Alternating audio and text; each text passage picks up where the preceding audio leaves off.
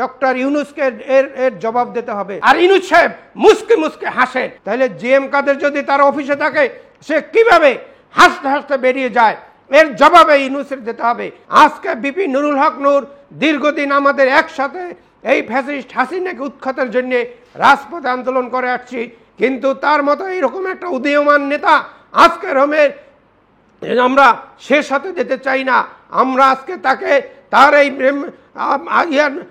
হত্যার এবং বর্বর নিষ্ঠুর এই যে নির্যাতনের প্রতিবাদে আমরা আগামীকালকে রাজপথে এই বিক্ষোভ সমাবেশ, এবং এর জন্যে যদি প্রধান উপদেষ্টার ওই যে আরেকজন আছে না পরিবেশ মন্ত্রী, কাজ করতে দিতে হবে। কাজ করার জন্য আপনাদেরকে আনা হয় নাই, আপনাদেরকে আনা হয়েছে আইন শৃঙ্খলা রক্ষা করে একটি নির্বাচন দেওয়ার জন্য। আপনি হেসে হেসে কথা বলবেন নির্লজ্জের মতো, সবগুলো উপদেষ্টা নির্লজ্জের মতো কথা বলে। দীর্ঘদিন বলে আসছি, সেই গত বছরের 8ই আগস্ট যখন বঙ্গভবনে ওই যে প্রেসিডেন্ট হাউজে যখন শপথ নিতেছিল এই আজকের বর্তমান উপদেষ্টা মণ্ডলী, তখন চোরের মতো দেখেছি জিএম কাদের বিচেন্তে ঢুকতেছে। আমরা কিন্তু তাকে বলেছিলাম যে এই জিএম কাদের এখানে থাকতে পারবে না, কিন্তু চোরের মতো আজকের উপদেষ্টা মণ্ডলীর যে প্রধান ডক্টর ইউনূসকে এর জবাব দিতে হবে, জনগণের সামনে জবাবদিহি করতে হবে। আজকে যদি নুরুল হক নূর বর্বর, নিষ্ঠুর, অমানবিক এবং অমানসিক যেভাবে ওইখানে উপস্থিত যাদের দ্বারা আইন কানুন জনগণ সুরক্ষা পাবে তাদের দ্বারা এই বর্বর হামলা চালিয়েছে, তাদের উদ্দেশ্য পরিকল্পনা এবং মৃত্যুর জন্য তারা এই পরিকল্পনা চালিয়েছে।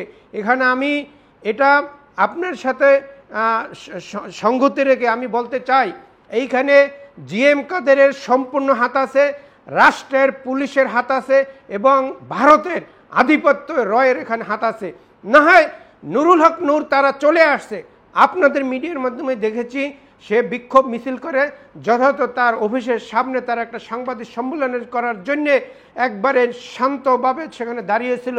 এমনকি ঘটনা ঘটছে যে ওখানে সে জাতীয় পার্টির অফিস থেকে এসে এখানে তাকে মারার জন্যে সেখানে নিকৃষ্টভাবে মানুষ এখানে ওই যে জীবজন্তু জানোয়ার যেভাবে মারে তার চেয়েও জঘন্যভাবে তাকে মারার উদ্দেশ্যে, হত্যার উদ্দেশ্যে তাকে আহত করা হয়েছে।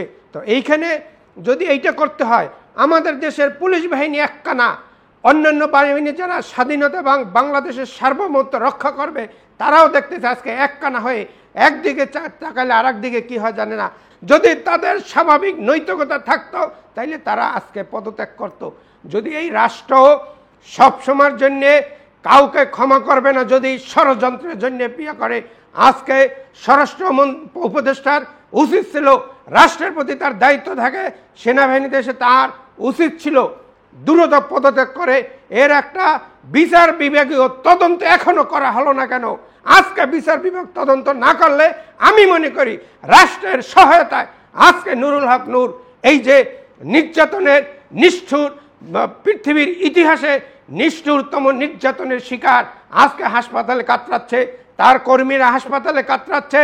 আর আমরা এই বাংলাদেশ রক্ষার জন্য 17টা বছর হামলা মামলা গুণ করে ফ্যাসিস্ট হাসিনাকে পালিয়েছি, তাড়িয়েছি, ভারতে আশ্রয় নিয়েছে। আজকে মনে হয় এই বাংলাদেশে এখনো এই শেখ হাসিনার প্রেতাত্মা, এক হচ্ছে জিএম কাদের, 14 দল, তারা আবারও নির্বাচনকে বানচাল করানোর জন্যে যারা দীর্ঘদিন এই ফ্যাসিস্ট হাসিনাকে তাড়ানোর জন্য রাজপথে ছিল, সেই নির্বাচনকে প্রতিহত করার জন্য আগামীতে আমরা যারা বিএনপির সাথে একসাথে রাজপথে ছিলাম যুগপৎ আন্দোলনে, এই বাংলাদেশকে একটি অরাষ্ট্র অকার্যকর করার জন্য তারা এই ধরনের নিত্য নতুন তারা ঘটনা ঘটিয়ে নির্বাচনকে প্রতিহত করার জন্য তাদের ভূমিকা আমি দেখতে পাচ্ছি। আজকে নির্বাচন কমিশন যেখানে একটি রোডম্যাপ ঘোষণা করছে, সেখানে ভারত এই মুহূর্তে আমি মনে করি চরমভাবে তারা আগ্রাসী ভূমিকায় নিয়ে, আধিপত্য এবং আগ্রাসী ভূমিকায় নিয়ে বাংলাদেশের নির্বাচনকে প্রতিহত করবে, তার জন্য সহযোগিতা করতেছে ইউনূস সরকারের যারা উপদেষ্টারা আছে।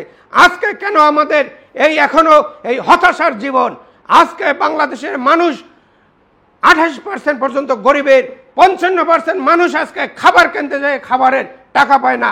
আর ইউনূস সাহেব মুস্কি মুস্কি হাসেন, উপদেষ্টারা মুস্কি মুস্কি ওই যে ক্ষমতার সুফল ভোগ করতেছে, আরামায় সরকারের গাড়ি বহনকে তারা রাস্তায় চলতেছে।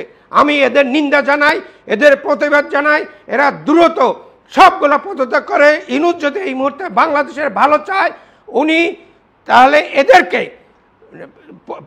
পদত্যাগ করিয়ে আগামীতে একটি ভালো উপদেষ্টা মণ্ডলী এবং তত্ত্বাবধায়ক সরকার প্রতিষ্ঠিত করে একটি ভালো নির্বাচন দেবে।